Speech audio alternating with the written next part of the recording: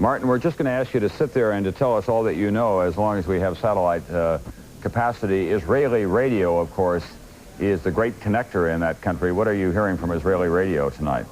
Well, as you can imagine, every citizen that is not sleeping is certainly listening to the radio. That's one of the rules. Go into your sealed room. The rooms are sealed with tape around all the windows and the doors.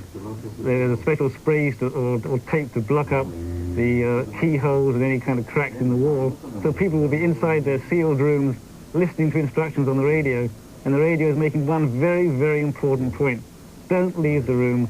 Don't go down to the basement to the bomb shelter that every modern Israeli building has, which is proof against conventional bombs. They're saying stay high as you can, because chemical gas is heavy. It'll go down to the ground level. The higher you are, the better you are. And what can crews do about dissipating that gas in any way? Anything that you know about? I'm sorry, Tom, I didn't get the camera crew? No, technicians. Can any technicians go in there and deal with the gas besides monitoring it? They can. Well, no, you just have to wait for it to spread, and different gases take different times. It's not clear, as I said before, it's not clear what kind of gas it is. Mostly, the most common form of gases dissipate in about 45 minutes. Some take 2 or 3 days. All right, Martin Fletcher will tell you as well that the Belgian radio is quoting tonight the Iraqi ambassador to Belgium as saying the attack on Israel is coming, the decision has been taken, the timing, of course, is a secret, but then he went on to say it will be a very long war, that Iraq deliberately made very little response to the early Allied attacks for strategic reasons. Obviously, it wanted to hang back, maybe even create some false security so that it could launch these attacks tonight on Israel. And you'll recall last night, Martin, the Israeli officials were very impressed with what appeared to be the efficiency of the Allied attacks on Iraqi military targets. But then earlier today, you did hear that this attack may be coming. That's right. It shows you rather how gullible one can be in the face of an apparent success.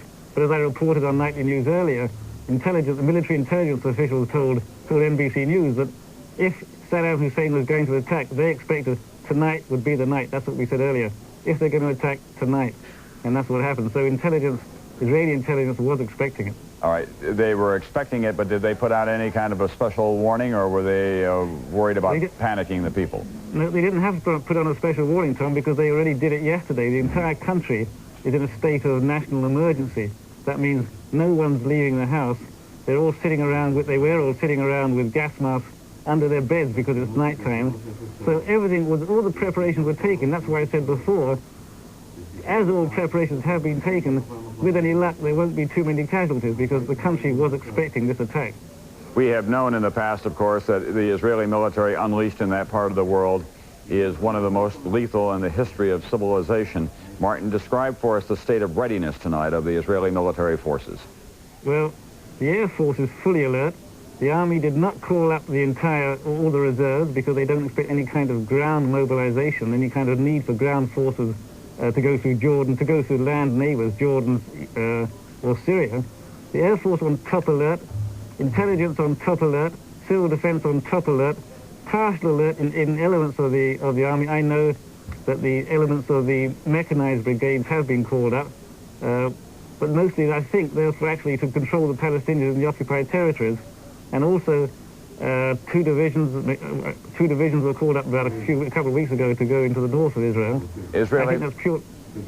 Israeli pilots sitting in their cockpits on tarmacs tonight? They've been sitting in their cockpits for the last week, Tom, rotating each other constantly.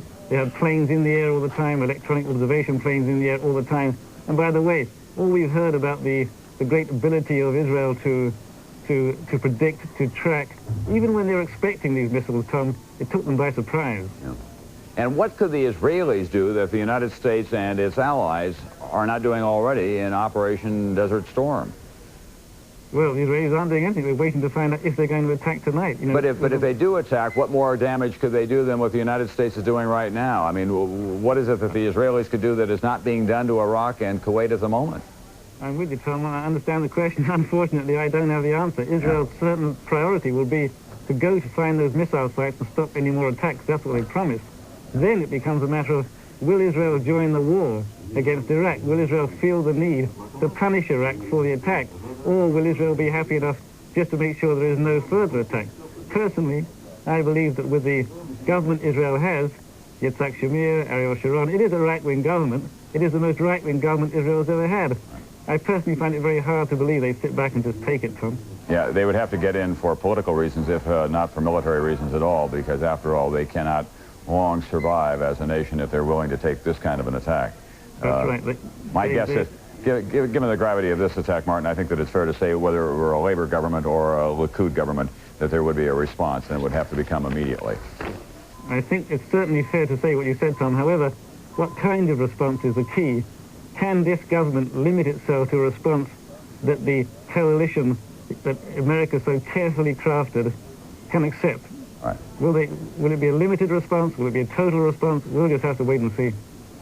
NBC's Martin Fletcher, we're going to keep you on the screen there for just a moment as we tell our American television audience that we are continuing our coverage of Operation Desert Storm, America at War, and now, very possibly, Israel at war as well.